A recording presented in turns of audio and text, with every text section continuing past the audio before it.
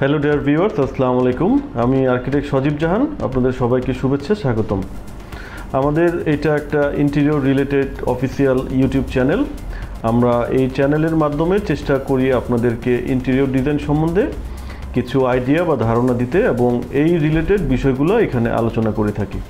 যদি আমাদের চ্যানেলটি আপনাদের ভালো লাগে তবে সাবস্ক্রাইব করে রাখতে পারেন আর নোটিফিকেশনের জন্য বেল বাটনে ক্লিক করে রাখতে পারেন। তো আজকে আমাদের আলোচনার বিষয় হচ্ছে যে আপনি কোন ধরনের বোর্ড ইউজ করবেন কোন কাজের জন্য। নর্মালি অফিসিয়াল কাজের জন্য আমরা যে কোনো বোর্ড ইউজ করতে পারি, তবে যেহেতু অফিসের ইন্টেরিয়র করার জন্য সময় একটা খুব ইম্পর্টেন্ট ফ্যাক্ট।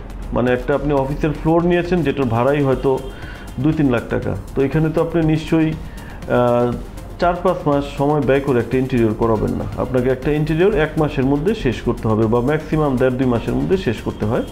তো সেই ক্ষেত্রে আপনার এমন বোর্ড সিলেক্ট করা উচিত যেটাতে রং করা লাগে না বা রং করার প্রয়োজন হয় না। এরকম কি বোর্ড আছে? এরকম আছে আপনার মেলামাইন বোর্ড। মেলামাইন বোর্ডটা বেসিক্যালি ভিতরে হচ্ছে আপনার পাটখড়ি থাকে আর উপরে হচ্ছে যে আপনার একটা প্লাস্টিকের লেয়ার থাকে। বিশেষ করে আমরা যদি এক্সাম্পল দেই, আগে অটোবির যে সমস্ত ফার্নিচার হতো সেগুলো টোটালি মেলামাইন বোর্ডে হতো। এই মেলামাইন বোর্ডটা কুইক কাজের জন্য খুবই ভালো একটা ম্যাটেরিয়াল। এটা অফিসের জন্য আমরা এই জন্য খুব প্রিফার করি, কারণ এটাতে রং করার প্রয়োজন হয় না। কাটিং করে শুধু আপনার পিভিসি এজিং দিলেই এটা যে কোনো ফার্নিচার তৈরি করা যায়। এটা আপনার প্যানেলে ইউজ করা যায়, ফার্নিচারে ইউজ করা যায়। আর এই বোর্ডের কয়েকটা থিকনেসে পাওয়া যায়। নর্মালি বাজারে যে সমস্ত সাইজ পাওয়া যায় তার মধ্যে 12 মিলি বা 1/2 ইঞ্চি যেটা, এইটা ওয়াল প্যানেলের জন্য ইউজ করা যায়। যেটা 18 মিলি সেটা আমরা ফার্নিচারের জন্য ইউজ করি। আর অনেক সময়ই আমাদের মেলামাইন বোর্ডটা টেবিল টপে ইউজ করতে হয়, সেক্ষেত্রে আমরা হয়তো 25 মিলি বা 1 ইঞ্চি যেটা সেটা ইউজ করে থাকি। তো এইটা হচ্ছে কি আপনার মেলামাইন বোর্ডের ইউজ। আর অফিসে মেলামাইন বোর্ড ছাড়াও আপনি ভিনিয়ার বোর্ড, তারপরে হচ্ছে প্লাই বোর্ড বা পার্টেক্স বোর্ড এগুলোও ইউজ করতে পারেন। তো কোনটা কোন বোর্ড এটা জানার জন্য আমরা আরেকটা ভিডিও আপনাদেরকে দিব।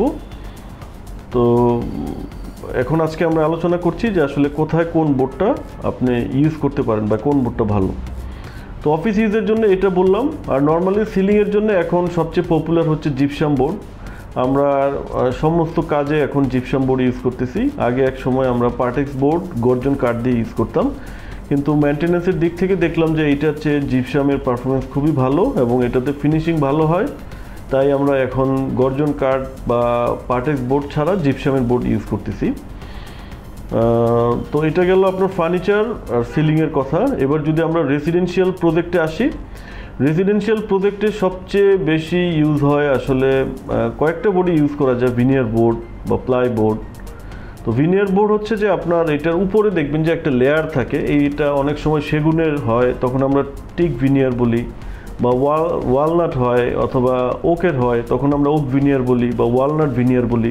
তো উপরে যেই গাছের বা যেই কাঠের প্রলেপটা দেওয়া থাকে ওটাকে আমরা সেই ভিনিয়ার বলি। তো ভিনিয়ার বোর্ডটা আগে প্রচুর পরিমাণে ইউজ হতো, এটাতে ইউজ করলে লেকার করতে হয়। তো আমরা এখন তুলনামূলক একটু এই বোর্ডটা কম ইউজ করতেছি। এটা একটু ব্যাক ইন্ডের মানে একটু আগের ডিজাইন হয়ে গেছে লেকার করা বা ভিনিয়ার বোর্ড ইউজ করা। এখন খুব ট্রেন্ডি হচ্ছে এইচপিএল বা অ্যাক্রিলিক বোর্ড। তো এইচপিএল বা অ্যাক্রিলিক বোর্ড কোনটা?